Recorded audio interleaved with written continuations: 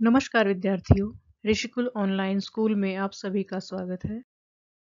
बच्चों, आज हम अपनी हिंदी कक्षा में समास रचना के विषय में बात करेंगे। तो बच्चों, बात करते हैं द्विगु समास की।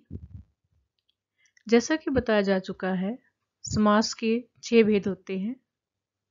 अव्ययी भाव समास, कर्मधारय समास, द्विगु समास, द्वंद्व समास, बहुव्रीहि समास और तत्पुरुष समास। तो आज हम बात करते हैं द्विगु समास के बारे में। द्विगु समास की परिभाषा व उसके कुछ भेदों के बारे में आज चर्चा करेंगे। तो बच्चों, जिस समस्त पद का पहला पद संख्यावाची होता है उसे द्विगु समास कहते हैं। दोबारा सुनिए, जिस समस्त पद का पहला पद संख्यावाची काउंटेबल होता है उसे द्विगु समास कहते हैं। जैसे द्विघात,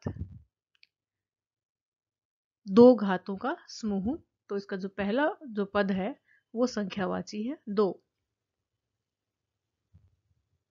और इस समास की एक पहचान है कि इससे हमें किसी समूह या समाहार का पता चलता है। समूह और समाहार एक ही बात होती है। त्रिभुज, 3 भुजाओं का समूह। देखिए ध्यान से, यहाँ पर 2 पद हैं, पहला पद 3 और दूसरा है भुजाएं, तो उनका समूह यहाँ पर बताया गया है। त्रिलोचन, 3 नयनों का समूह। चतुर्भुज, 4 भुजाओं से घिरी आकृति। चतुरानन, 4 आनंद का समूह। आनंद का मतलब होता है आपका फेस, मुंह। पंचवटी, 5 वटों का समूह। वट मतलब वृक्ष, और पंच मतलब 5 पंचानन, 5 आनंद का समूह। आनंद का मतलब फेस, मुंह। षटभुज, 6 भुजाओं वाली आकृति, जो आप षटकोण या मतलब उसमें बनाते हो अपने मैथ्स में। और षटकोण, 6 कोणों का समूह, जिसमें आपके 6 कोण यानी कि आपके एंगल होते हैं, तो उसे बोलते हैं षटकोण। षडानन, 6 आनंद का समूह। ठीक है, तो यहाँ पर 6 आनंदों का समूह। आनंद का मतलब मुंह। त्रिफला, 3 फलों का समूह। त्रिफला। त्रिभुवन, 3 लोकों का समूह। भुवन का मतलब होता है लोक।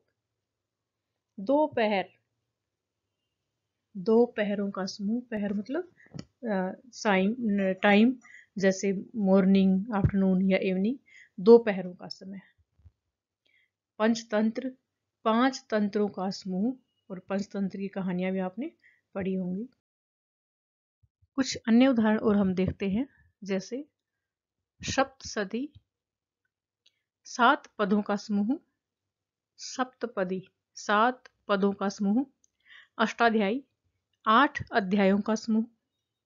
अष्टांग, अंग मतलब पार्ट, 8 अंगों का समूह। नवरंग, 9 रंगों का समूह। नवग्रह, 9 या 9 ग्रहों का समूह। दशानन, 10 मुंह या आनंद का समूह। शताब्दी, 100 वर्षों का समूह। तिराहा, 3 राहों का समूह। तिरंगा, 3 रंगों का समूह। चौराहा, 4 राहों का समूह। पंजाब, 5 आब यानी कि नदी, 5 नदियों का समूह। नवनिधि, 9 निधियों का समूह। सप्ताह, 7 दिनों का समूह। त्रिवेणी, 3 वेणियों का समूह या 3 धाराओं का समूह। तो बच्चों, इस प्रकार से द्विगु समास में 2 पद होते हैं। पहला पद संख्यावाची होता है और दूसरा जो पद होता है वो एक समूह के रूप में हमारे सामने आता है। तो यही द्विगु समास की पहचान है, इसका पहला पद संख्यावाची होता है।